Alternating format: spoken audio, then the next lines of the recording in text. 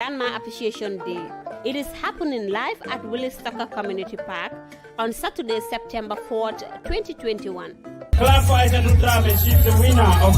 This year, GTP will bring a lot of joy to our kids because we will be giving out backpacks, school supplies, laptops, tablets, free toys, and more. We are going to give you one of the numbers and we are going to be holding the other number. There will be an interesting competition and kids stand a chance to win a brand new laptop, tablet, gift cards. In the process of raising our kids, our moms play a crucial role in helping us to raise our kids according to our tradition and culture. So they are worth celebrating. Come to Willis Tucker Community Park and have a lot of fun. There will be musical chair, sack race, face painting, and more. We also have free food, barbecue, shawarma, pizza, ice cream, goodie bags, and more. Good job, you tried, okay? Good job, thank you. You did well, right? Back to School and Grandma Appreciation Day at Willis Tucker Community Park on Saturday, September 4th, 2021. Come and have fun. Don't miss it.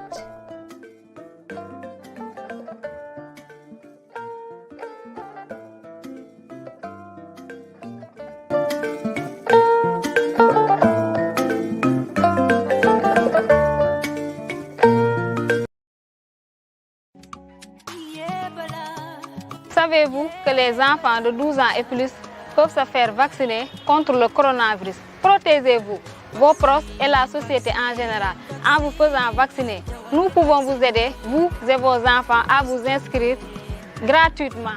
Contactez Gambia Talents Promotion au 404 593 62 15 ou envoyez un email à info@gambiatalentspromotion.org. Rappelle-toi, le coronavirus est réel. Faites-vous vacciner dès aujourd'hui. Penmore Physiotherapy and Rehabilitation Clinic is the first of its kind in the Gambia. We have inpatient service and outpatient services. Penmore admits patients and they have intensive rehabilitations. That means treatment 3 times a day for 5 days, from Mondays to Friday, and on Fridays they go to their families to spend time with them to have family intimacy. Outpatients come on regular appointments, probably 2 or 3 times in a week for treatment. We treat patients with arthritis, with back pain, stroke patients, fractures or after fracture operation, paralysis of all types, and we do treat both young and old patients. Penmore Physiotherapy gives quality physiotherapy treatments to Gambians because we are qualified physios from different parts of the world.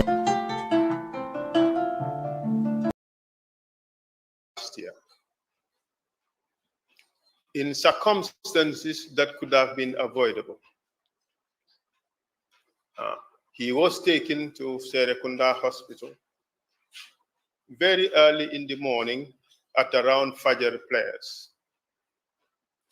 He was there. Apparently, his blood sugar level had gone up. And the doctors were trying to stabilize him. Sometime around the evening, a Gambian doctor who was married to a former classmate and brother of mine called me and spoke to me privately. And she said to me, "Mr. Faal, you must do something for your father. If you don't take him from here, he would die unnecessarily." I looked at her and I said, "But why?" She said to me, "He is now showing symptoms that he would have, or he would lapse into diabetic coma. And if he is not put in intensive care, you would lose him. He should have been in intensive care since the morning." So I asked her, why? We've been here all day. Why didn't you put the old man in intensive care? She said, because we don't have one. I was shocked. A whole hospital.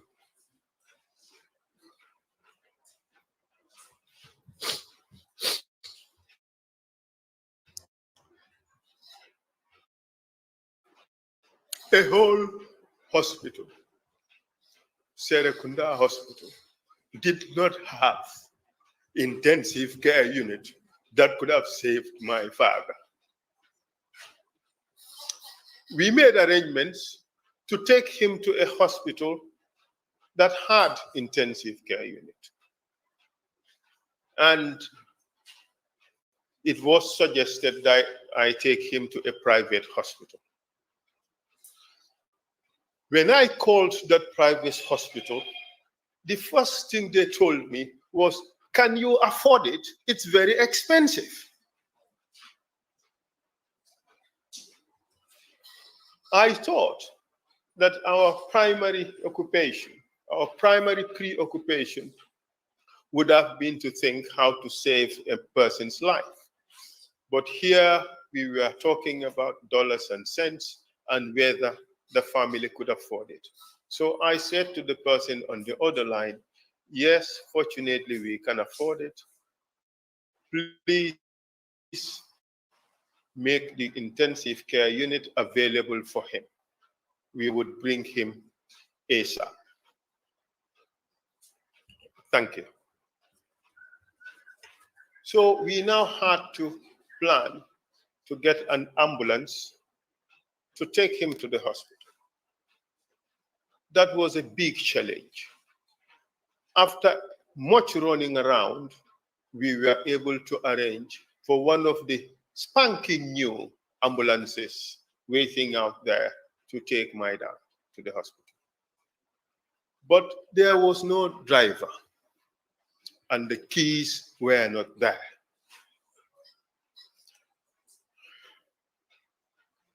We had to start negotiating to get a driver, first to get the keys, and then to get a driver or the driver.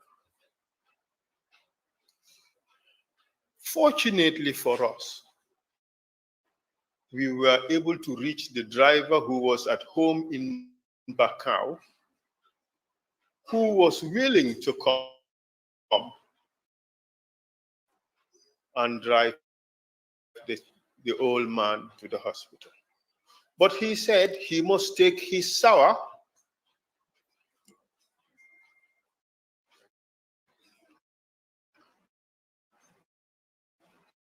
so we had to wait. We had no choice. We had to wait.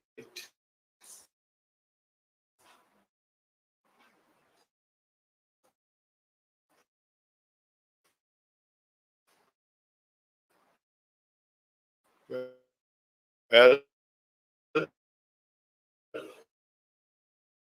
he came.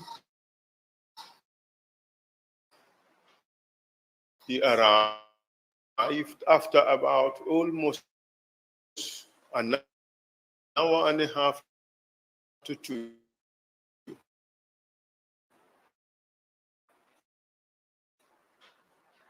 The old man was suffering.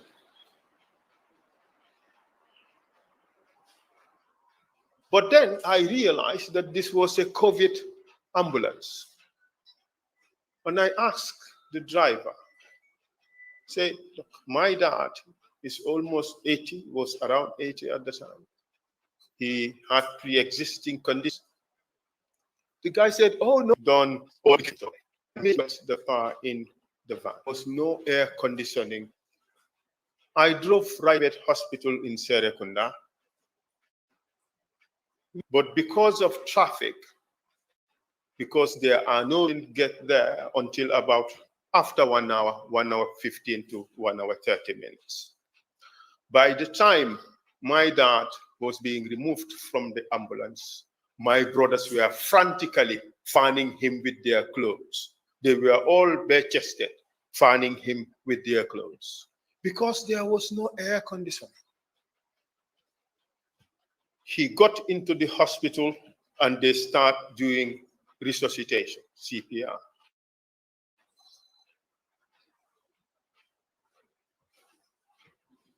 Some hours later, my father passed away. It was an avoidable death. The medical or the healthcare situation in this country is a death trap. You go to this hospital with a headache, you come out in a stretcher. That's how bad it is. We are all victims. People are dying because there are no gloves. People are dying because there are no rudimentary facilities to carry out basic procedures to help them.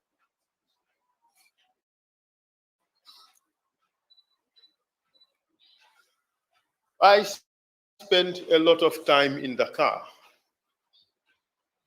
and a lot of the times that I receive calls on Gambian numbers is because a Gambian has died in a hospital in Dakar and they needed help to repatriate the body.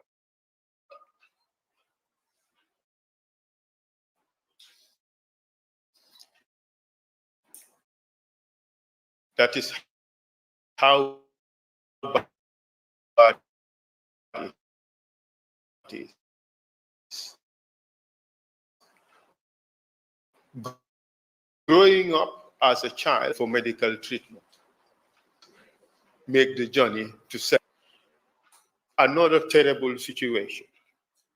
In this country has deteriorated. Students in grade 10, the performance in English, math, many of the teachers are simply not qualified or not good enough for the job. The schools hardly have any facilities, let alone be labeled schools in the 21st century. To add insults to injury, the poor quality education is offered at very high costs. Even middle-class families would require help from abroad to be able to pay the school fees. Then you go to employment. Employment opportunities are extremely lacking. Young men and women complete their education at very high cost. They can't find jobs. Many of them resort to perilous journeys across the desert and the Mediterranean in order to find or look for greener pastures in Europe. In fact, they call it Barcelona or Barsaha. And you ask them why? Well, if they don't have anything to live for, they have everything to die for. So they go on it here.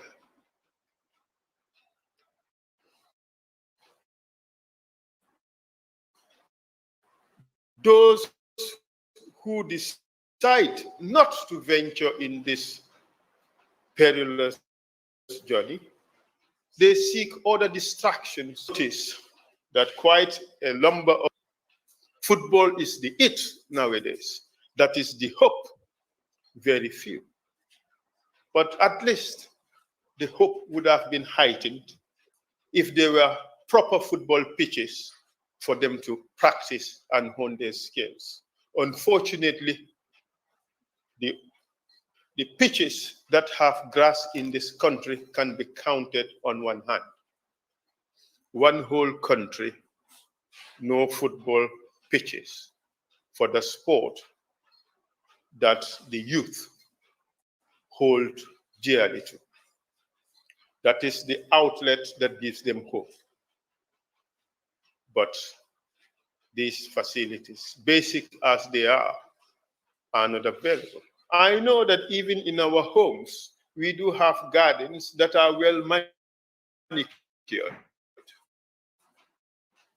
A whole nation, we cannot have football pitches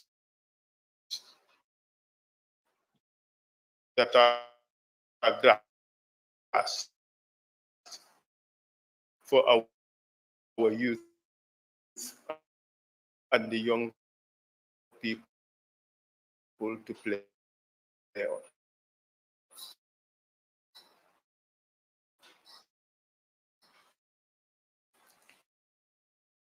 Really shocking.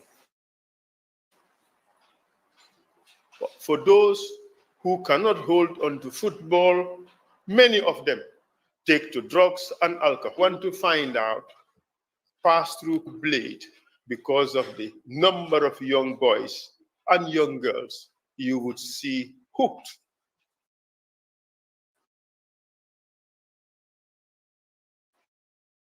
on cocaine, marijuana. Well, that ecstasy is on the reinforcement. The other day, somewhere around Kolol, he came back. He says, the Malenjo 5.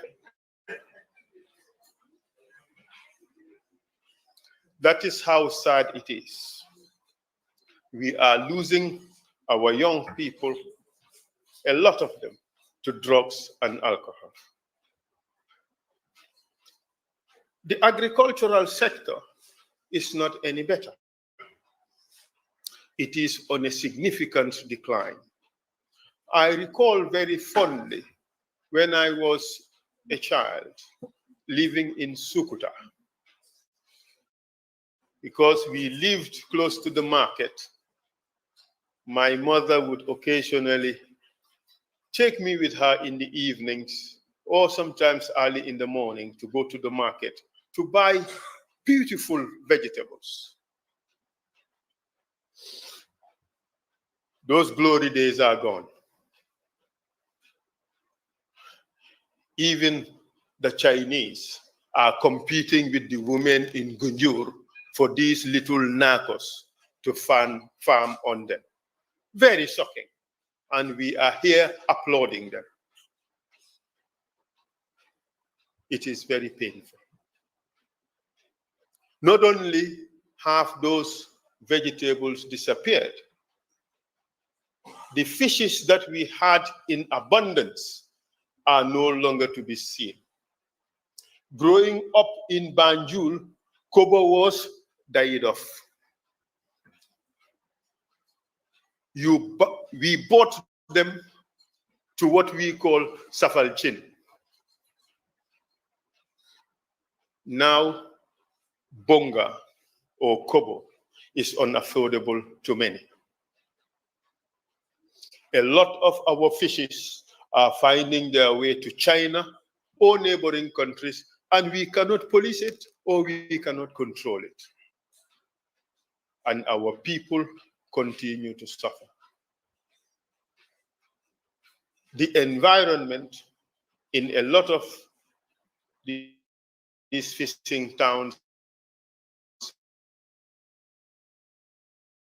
and villages like Gunjur and Sanyang have been so badly desecrated by poor and ill people. They don't even benefit the people who live there. Another sad situation. But you know what? With the almost disappearance of our agriculture, the saying comes to mind that a country that cannot feed itself is doomed. And that is what is happening to us. Instead of growing our jahatus, we import them from Senegal. Instead of growing our supermes or our cabbages, we import them from Senegal. You know what that means? We're throwing away money that we could have saved. It is double losses because it could have been local production to be purchased by us, and the locals would earn money instead of exporting money away, that is throwing it in the bin. It's like paying rent. It's a terrible situation. An examination of every sector in the Gambia reveals a nightmare situation. Even the security situation in the country is now deteriorated badly. People are no longer safe in their homes. If you think you have so much money, you can hire a watchman and you'll be fine. Well, you'd be lucky if the watchman does not attack you and your family to take away what you have, because he too does not have food at home.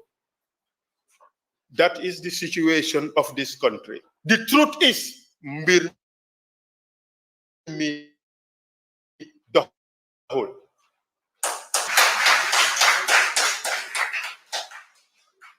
Kumol mantama molbe batata.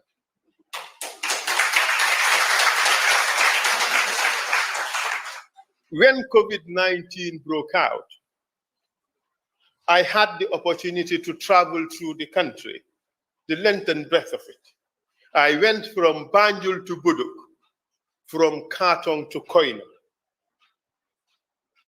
just to help my Gambian brothers and sisters. That journey changed me. The journey revealed to me what real Gambia is for the first time.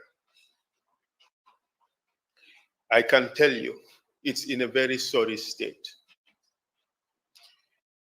It is a Gambia in which the government is not present in 90% of the country. Ask me why. You go to many places, there are no schools, no hospitals, no clinics, no social services. Yering, nothing. Not even potable water. You know, I happen to have lots of contacts in the provinces. And many communities, when they call me, what they ask for is to help give a contribution for them to build a borehole. And I ask myself,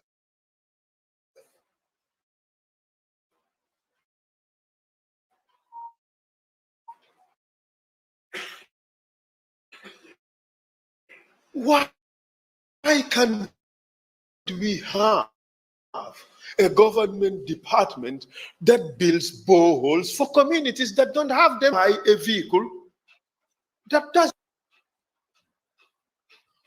Where is the government? It is sad. I read a report that was published just a few days ago. 45% of the urban population do not drink good water. They're now affected. That is the sad situation. That is the story of this country. I recall in my journeys, I went to Birkama, visited young men and women. We drove all over the country trying to help. And we arrived at a house in Birkama, a home in Birkama. And the moment I entered in the compound, I saw that they had slaughtered a big rat. And it was placed prominently in the steps of the home. The kids around it. But when I came closer, I realized that it was slaughtered in the Islamic way. It meant, therefore, that these people actually caught the rat and went through the process of making it halal. But there was nothing to cook it with. When we provided them with the food aid that we were busy giving out all over the country, oil, tomato paste, onions, and what have you, the kids in that home went ecstatic. They were jumping and clapping.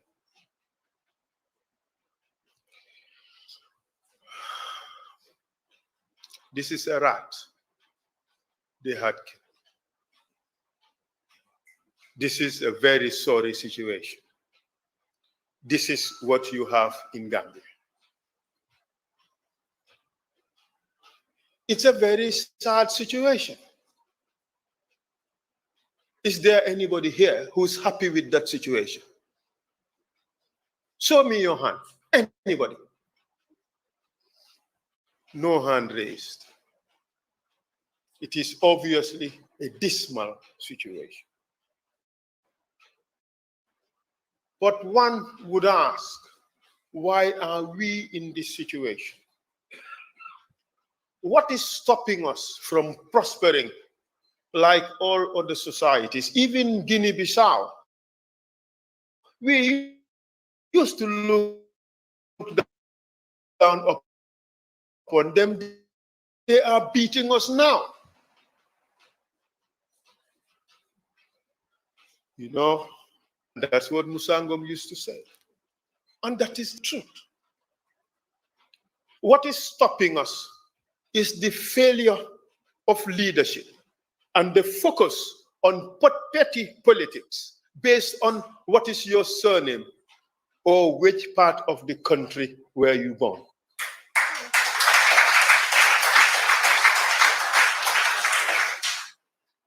We are fixated on foolish parochial values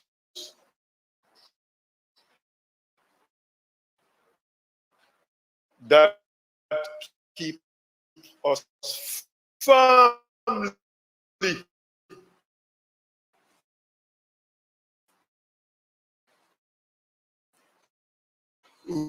rooted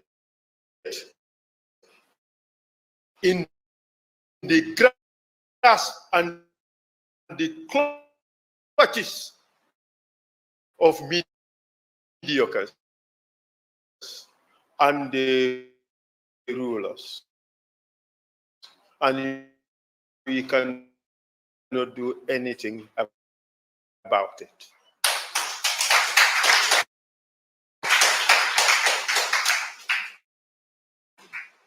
For us, politics and leadership has for the longest time been the reserve for those who are not very successful in our society. And that those they are lagging, by the we choose are so low, well, perhaps because the previous occupants of those offices did not have any better qualifications. So we were stuck with that. We choose the not so educated and the not so accomplished to be our leaders. And you know what? The politics is made dirty. Because if one is very educated and very accomplished, they make the politics not worth the while for you. So they make it dirty. It's mudslinging. It's about name calling. It's about insulting. It's about talking about useless issues and not focusing on the things that are important for our development.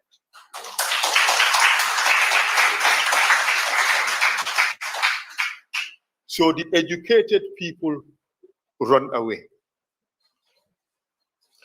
They stay away, and some, like me, took international jobs and did the usual fankung fankung.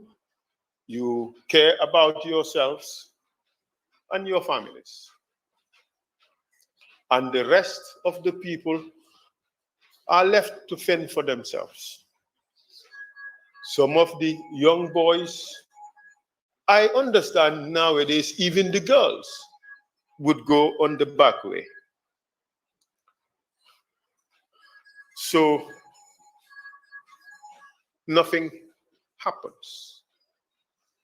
If you travel out of the country, especially if you circulate among intellectual circles or professionals, you find too many Gambians. You know how they call us? Oh, another one from Gambia?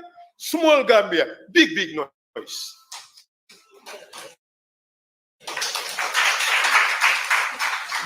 That's how they call us, because we are so active out there. We are leading a lot of things in the world. We are tops in many things that we do. People around the world listen to us. We contribute to the development of other countries. We contribute to the development of other organizations and Gambia suffers.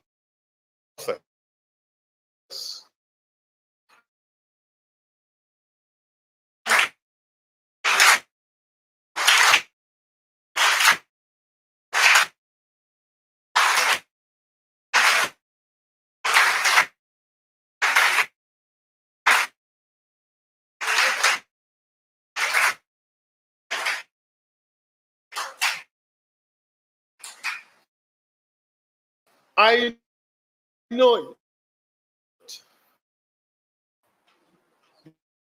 because I have lived. I still work at Special Court for Sierra Leone. I still do cases internationally.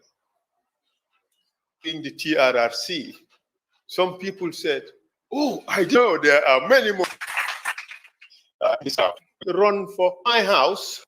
And the reason was he's the star in the family. He's working abroad, making money and helping people in the family. You don't want that person to start talking about politics, because in Gambia, they destroy you. Because in Gambia, they neutralize you. How do they do that? They marabu you to nuts.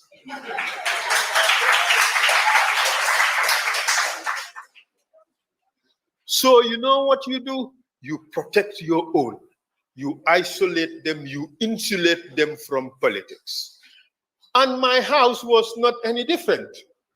My dad acted accordingly. My mom was the strictest person in the house. So politics was never discussed. But several groups went to the house. Women groups, people from all over the country would go there and try to convince my parents to let me run for office. I was always saying to myself, that's what I thought. Until that day, I went to the house and my dad told me that, you know, it is the people like you who are responsible for the malaise in this country. I said, who? Me? We are contributing that. He said, no. He says, during my day, during our time, we were prepared to make sacrifices for this country. And he told me of a story of when he was posted to Sinchinjabo.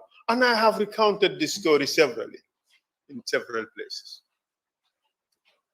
So when he told me that, I said to myself, You know, there is some truth in this, whether we like it or not. It is our responsibility to develop our country. Educated and the very enlightened would run away, well, we would leave the country to other people to develop. And they may not be up to the task. And that is what has happened to us in this country. And from that day onwards, I said to myself, I would do whatever I can to make my contribution to save this country. And that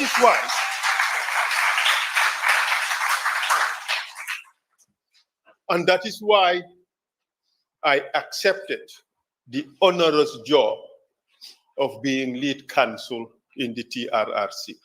Maybe people would not know, but I took that job with a lot of sacrifice. But my country is worth it. The Gambia is worth it.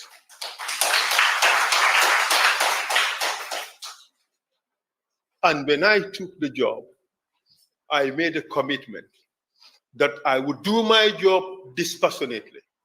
I would do it without fear or favor, without affection or ill will. I will do it without looking at the eyes of anybody or asking what is your surname or where you come from. I will do it professionally. And that is why when COVID broke out, I traveled all over the country to help Gambians. A group of well-meaning Gambians who called themselves GNF gave me the responsibility of helping to raise funds, to buy much-needed supplies and distribute it around the country. I'm proud to say that we helped over 5,000 households across the country, from Banjul to Koya. But you see, the love for the country is not an exclusive reserve for me. Gambians love their country, and that is why when it became absolutely necessary in 2016, when Mandinkas were being insulted and their genocide is being called for, we all raised our hands and said we are Mandinkas. And we all came together as one people and ousted a dictatorship.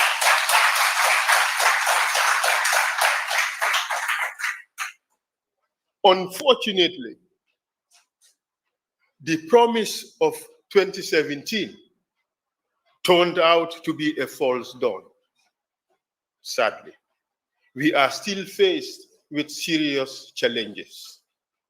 It is time to confront these problems head on and choose the right leadership to turn around this country.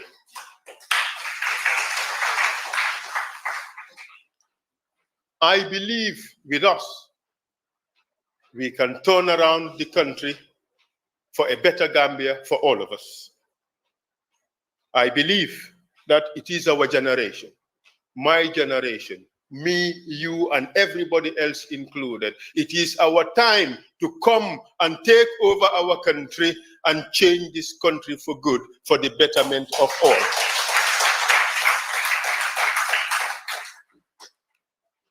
Every day, I come across women selling groundnuts, parched groundnuts, or other street foods around. I come across taxi drivers, laborers, young boys whose only hope is to have a friend or cousin abroad who would help them with a visa. I come across students at the university, even professionals. And all they yearn for is change in this country, a change in which we would entrust the leadership of this country into the hands of educated people who can run this country. This is a change that Gambians ask for. Our generation is being called to step on the plate and stop the abdication. We are being called to come and save our country and to stop giving our back to it. And that is why I am running for president.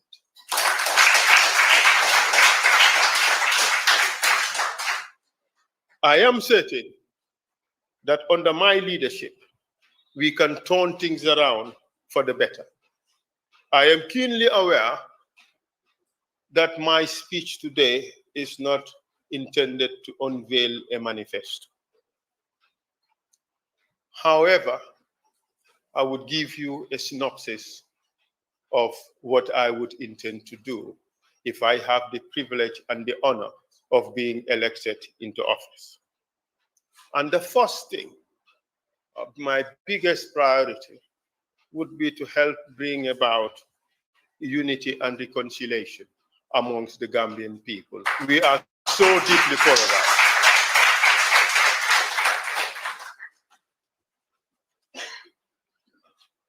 The programs I am going to talk about are not provided in any order of priority. Indeed, our country has too many priorities because we have too many problems. We should assess and take a full and proper accounting and control over the natural resources of this country. You know, there is some digging going on in this country and nobody knows what is being done. Nobody knows what they're digging or what they're looking for or what they are extracting. Isn't that a tragedy? I recall the case of Carnegie Minerals. At the time, the government just did not have a complete grasp of what they were mining, and it led to serious problems. And unless and until we know what it is we have and what it is that is being extracted,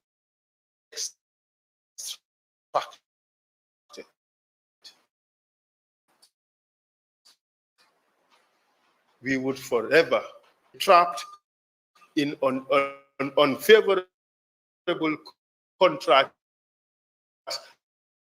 that we may not be able to untangle. We have to provide more about clerks, and yes, basically that's what it is. Our education should be changed. The system should be changed, geared towards helping students learn how to solve problems. First, how to identify problems and how to solve the problems. Our education system, unfortunately, is failing us. We should focus more on the sciences instead of the arts. That is why, I have had the privilege to be approached by many to pay their university fees or college fees. It got to a point I said to myself, since this is too big a problem, I can't help everyone. I have to prioritize. So I started helping only those who are in sciences,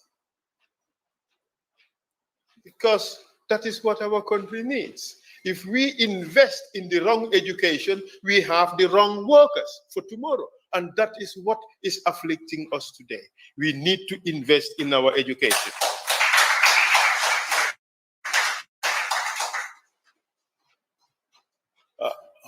The world is now going, well, the world is firmly in the electronic era. Everything is basically computer-based. In order not to be left behind, we have to invest in that type of education for our young ones. If we have the privilege to be elected in office, we would establish a computer laboratory in every high school in this country so that people would be exposed to these things. I had the privilege of representing the presidency of Kenya when they were indicted at the ICC. I worked on the case of Uhuru Kenyatta and the case of William Ruto. They boldly provided a laptop for each Kenyan child going to school. Unfortunately, we do not have those resources, but we should make an effort. So we'll provide a computer laboratory in every high school in this country and give our young children the opportunity to be exposed to this kind of education. That is the minimum.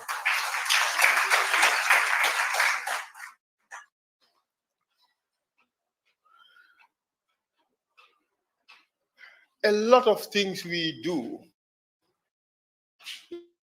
in this world today is based on I applaud those who have ventured into this area and have made the sacrifices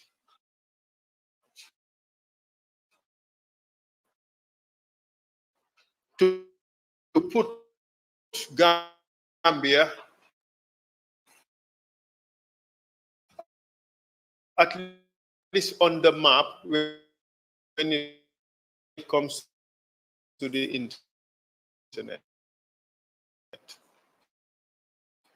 But I think there is a whole lot to be done. Our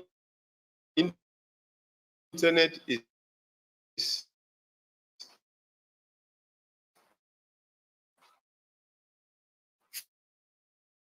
far from stable.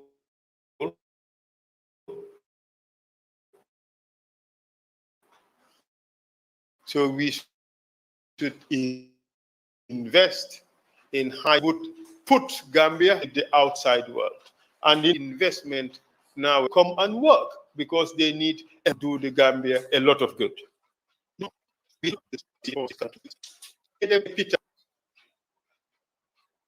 And that is most of it. Sometimes you see drivers putting their hands out and you have a hand stretched to receive something.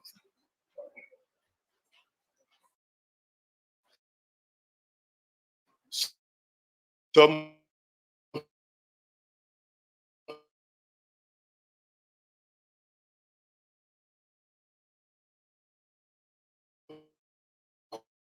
call it a bribe.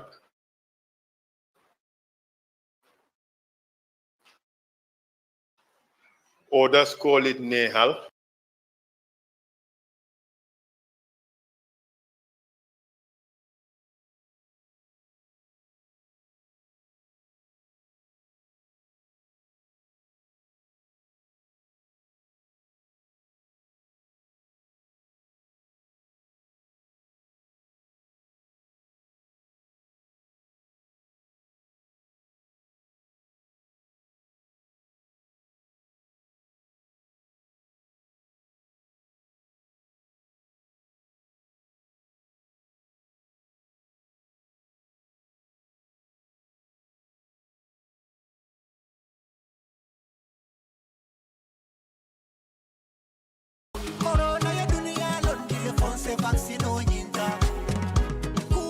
Montata for more million jama wala linyim pingota coronavirus musasa sotoringansi andung amala nyimu keleti wala nyimu musuleti aman sibo nyoto mo wili jama fata findu banko kan wala linyi sasa soto andung ay fale coronavirus man jaral soto bari fanan akibar dima mumunti ay pingu sotole.